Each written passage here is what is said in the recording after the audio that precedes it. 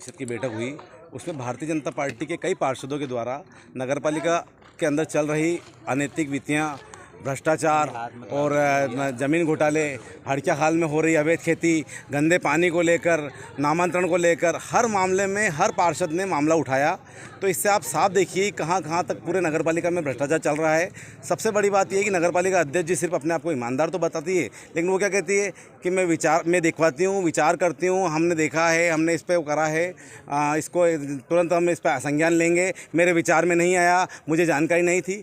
तो ये जमे जमाए विचार, उनके जमजमाए शब्द हैं, जिसके कारण वो जनता को भी मूर्ख बनाते हैं। मेरा कहना है कि नगरपालिका अध्यक्ष के 2.5 साल निकल गए हैं। 2.5 साल में उन्होंने कोई भी उपलब्धि हासिल नहीं करी, लेकिन उनके घोटाले बहुत सारे हुए हैं। आज कुत्ता नसबंदी घोटाले को लेकर भी उसी व्यक्ति को टेंडर दे दिया गया था जिसको पूर्व में दिया गया था, आज वापस से स्थिति हुई। ऐसा ही आप देखिए कि हड़किया खाल वाली स्थिति है। ऐसा ही आप देखिए हर मामले में नगरपालिका पूरी तरह से फेल है। को लेकर क्या जानकारी आपको मैं बहुत बड़ी बात बताऊँ, आप खुद बोल रहे हैं कि संज्ञान में नहीं है। मैडम को कौन सा संज्ञान में रहा? आज तक जब भी मेरे द्वारा जो जानकारी डाली गई, उनके द्वारा एक ही शब्द निकला कि मेरी जानकारी में आज आया है। चाहे सिंधी पुनर्वास वाला मामला हो तो उन्होंने 6 महीने बाद मैंने जब ओपन किया तो उन्होंने बोला मेरी जानकारी में आ जाए। हड़किया खाल वाला मामला मेरी जानकारी में आ जाए।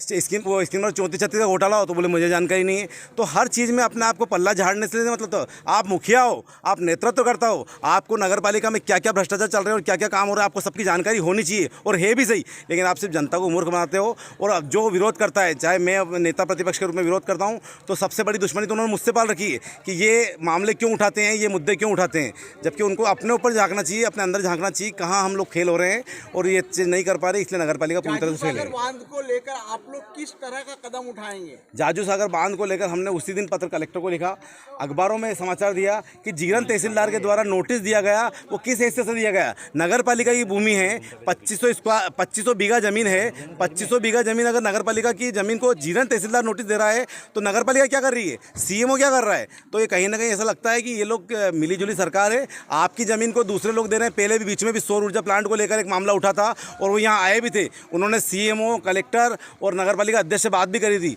तो मुझे लग रहा है कहीं ना कहीं ये रणनीति है और हम तो यही चाहते हैं कि नगरपालिका अध्यक्ष जी अभी भी सोचे और वो ज़मीन कहीं जाना नहीं चाहिए। सवाल ये आप लोग करेंगे क्या इस हम लड़ाई उनके ऊपर हमने चर्चा करी है और मैंने माननीय सीएमओ महोदय और माननीय अध्यक्ष महोदय से सवाल भी किए थे कि ऑडिटोरियम स्टेडियम जिसकी राशि 3 करोड़ रुपए आ चुकी है, जिसका निर्माण कार्य अभी तक प्रारंभ नहीं हुआ है।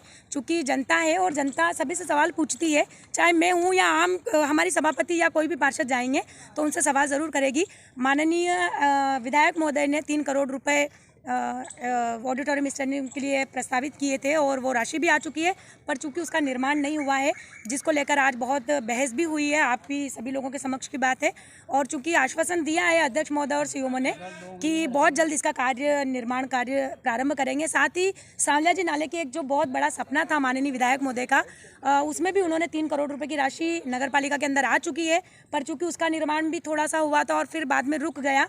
कुछ टेक्निकल परेशानी बताई है, तो बहुत ही जल्द उस टेक्निकल परेशानी को का निराकरण करते हुए विकास कार्य पुनः प्रारंभ होगा।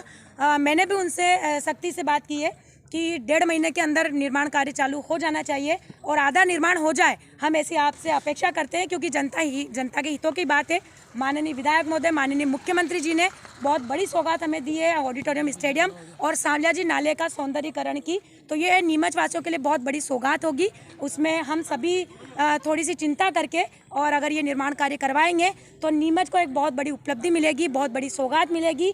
और जिस तरह से राज्य सरकार और केंद्र सरकार नगर पालिका के अंदर जो पैसा भेज रही है, यदि उससे सही विकास होगा तो जनता के सामने होगा और जनता बड़ी प्रसन्न होगी।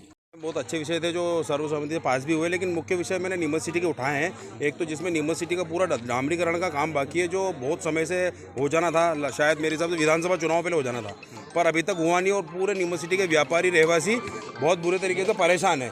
तो मैंने उस विषय को मुख्य रूप से आज उठाया है कि मैंने कहा नीमच सिटी के 2 बड़े काम है। इंदिरा नगर की 7-8 हज़ार की पॉपुलेशन है जो दोनों रोड निर्माण से संबंधित है, तो उनके विषय में मैंने आज यहाँ पे सवाल उठाया। तो मेरे को आश्वासन दिया गया है कि इसी महीने की 30 तारीख तक ये काम चालू हो जाएंगे। तो डेडलाइन उन्होंने दी है, तो मैंने उस चीज़ का सम्मान किया। अध्यक्ष महोदय और सीएमओ साहब ने कहा है कि बोले 30 तारीख तक उस रोडों का काम चालू कर देंगे। मैं अब नीमच सिटी की जो जनता नीमच सिटी में परेशान हो रही है उनको मैं तसल्ली से जवाब दे पाऊंगा कि 30 तारीख तक ये काम चालू होने का आश्वासन मुझे दिया है। उसके बाद में जनता का क्या रुख रहता है 30 तारीख बाद पता चलेगा। और मैं तो यही चाहता हूँ कि ये काम जल्द से जल्द चालू हो जाए। इंदिरा नगर वाला जो मेन रोड है एक वो और एक पूरे नीमच सिटी का डामरीकरण का जो काम है, ये दोनों कामों के लिए मुख्य रूप से मैंने आज प्रस्ताव आए थे, क्या कुछ रहे थे शहरी में? देखिए 19 प्रस्ताव हैं इसके अंदर, और जो हमारे अधिकारी कर्मचारी संविदा अनुकंपा वाले उनको जो हम बढ़ाते हैं आगे 89 दिवस पे वो हमने बढ़ाए हैं उनको। इसके साथ ही कुछ प्रस्ताव जो थे शौचालय का, जो हमें 4-0 पे आवश्यकता है, जनता को दिक्कत आती है, तो वो हमने पास किया है। अधिकतर प्रस्ताव जो थे वो हमारे संविदा कर्मचारी के ही थे। एक हमारा नगर पालिका की योजना में हमने इकोनॉमिकली वीक सेक्शन जो रहता है उसमें एक जनने को आवंटन हुआ है, वो एक प्रस्ताव पास हुआ है। तरण पुष्कर पे हमारे यहाँ पर जो 5 लाइफ गार्ड रहते हैं उनका हमने प्रस्ताव पास किया है। शाम द्वार जो है, तोरण द्वार, जो एक बहुत सुंदर नीमच में बन के तैयार होने वाला है, जिसके लिए हमसे नगर पालिका से NOC चाहिए गई थी, तो आज उसके लिए वो प्रस्ताव भी पास हुआ है। तो शाम प्रेमियों के लिए खुशखबरी है कि वहाँ पर एक सुंदर सा शाम द्वार बन के तैयार होगा। कुछ जो प्रस्ताव है वो जो कि एक जैन दिवाकर अहिंसा सर्कल का बगाना में एक जो मार्ग नाना भैया राम नारायण अहीर के नाम पे जिनका नाम रखा जाना था, और साथ ही ब्रह्मा कुमारी आश्रम के बाहर भी एक पीस का एक सिम्टम के हिसाब से एक चौराया बनना था, उसके लिए भी परिषद से स्वीकृति नहीं, अभी उसको आगामी किया गया है, क्योंकि परिषद द्वारा ऐसी मांग की जा रही है कि सारे ही समाजों का काम जो है वो एक साथ आए। तो हम कोशिश करेंगे कि अगली बार और भी समाज की जो भी रिक्वायरमेंट है उनके अनुसार भी हम और मुद्दे जो हैं अगली बार लेकर आएंगे। तरुण सागर डैम जो यहाँ पे तरुण सागर जो स्विमिंग पूल है, इसको लेकर बातचीत उठी कि आम लोगों के लिए भी खुले। ऐसे में आपके भी संज्ञान में कर्मचारियों ने लाया गया था, आपने कहा वो आम लोगों के लिए बल्कि VIP पासेस है, इसको लेकर क्या तैयारी रहेगी और आगामी क्या रहेगा?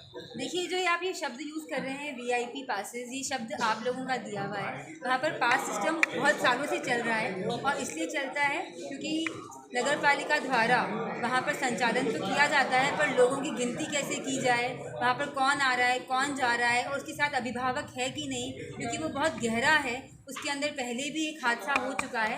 तो अभी भी परिषद में यही चर्चा हुई कि अगर हम इसको खोलते हैं तो एक मिनिमम कॉस्ट जो है, एक मिनिमम फीस हम लेंगे, उसमें शर्तें भी रहेगी कि साथ में अभिभावक आए।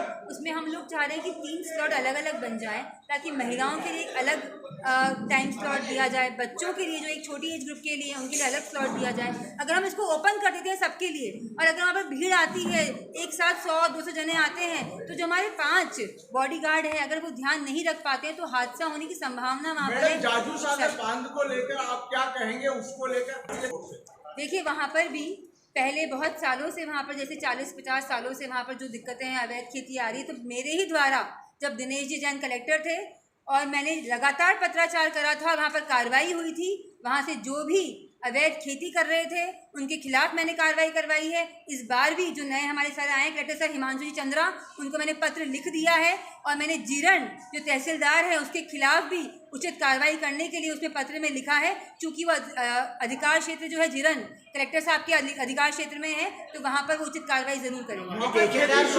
अवगत करा दिया गया है, और क्योंकि जीरण पे जो भी कार्रवाई करनी है वो कलेक्टर सर ही करेंगे। मैडम, 60 मोटरें लग चुकी है, इस तरह की साफ शिकायतें हैं, वहाँ पे सारी ये जो लगातार जो ये बहुत सालों से वहाँ दिक्कत है, वहाँ पर अवैध खेती 40-50 सालों से जो हो रही है, उसको रोकने के लिए हमारे द्वारा लगातार प्रयत्न किए जा रहे हैं। मैंने सीमांकन के लिए भी वापस लिखा है कलेक्टर सर को कि वहाँ सीमांकन कराया जाए, क्योंकि वो ज़मीन बहुत बड़ी है, 2000-2500 बीघा ज़मीन है वहाँ पर, और जब भी कोई ऐसी वहाँ पर खेती करता है, अधिकारियों को सख्त निर्देश दिए कि वहाँ जाके ऐसी अतिक्रमण वाली खेती को नष्ट करवाया जाए। पहले भी करवाई है, वापस भी करवाऊंगी। कलेक्टर सर द्वारा कार्रवाई करवाने के जो है उन्होंने पूरा आश्वासन दिया है कि जो जाजू सागर जो हमारा बांध है, जो ज़मीन है सारी जो डूब क्षेत्र की है, वो नगर पालिका की है। इसके लिए मैंने एक पत्र ये भी लिखा है कि चूँकि वहाँ पर पिछली बार कुछ दिक्कतें आ रही थी नामांतरण को लेकर, तो हमने वैधानिक कार्रवाई करके भी नगर पालिका की इस भूमि को संरक्षित करने के लिए मैंने CMO को और कलेक्टर साहब को लिखा है कि वहाँ पर हम वैधानिक कार्रवाई करेंगे, लेकिन नगर पालिका की ज़मीन सारी सुरक्षित रहे। निर्देश दे दिए। ये बताएं, शहर हित में आगामी क्या तैयारी है, कौन सी बड़ी सौगात है शहर को लेकर, आपका आगामी विजन क्या है? देखिए, अभी 4 महीने से हमारे चूँकि डामरीकरण के कार्य बंद थे, बारिश का मौसम था, फिर दिवाली की वजह से हम लोगों ने आगे काम नहीं चलवाया क्योंकि अगर रोड खुद जाता है तो जनता को दिक्कत आती है। अब दिवाली के बाद हम लोगों ने यहाँ अधोसंरचना, कायाकल्प, सारी योजनाओं के काम शुरू हो गए हैं। 2-3 दिन से काम चल रहे हैं। जगह जगह आप देखेंगे शहर में नया सड़क बनने वाली है, नए रोड, चौड़ीकरण हो रहा है। नगर पालिका में पहली बार हम लोग चौड़ीकरण करा के पूरे शहर का इंफ्रास्ट्रक्चर अच्छा करने के लिए, नीमच को स्मार्ट शहर बनाने के लिए हम लोगों ने ये एक ऐतिहासिक पहल की है चौड़ीकरण को लेकर। रोड पे जो भी पार्षद ने देखिए साविया सेठ मंदिर को लेके वहाँ पर जो साविया सेठ के नाले का जो कार्य था उसके लिए लगातार मैंने पत्राचार भी किया है, लिखा भी है।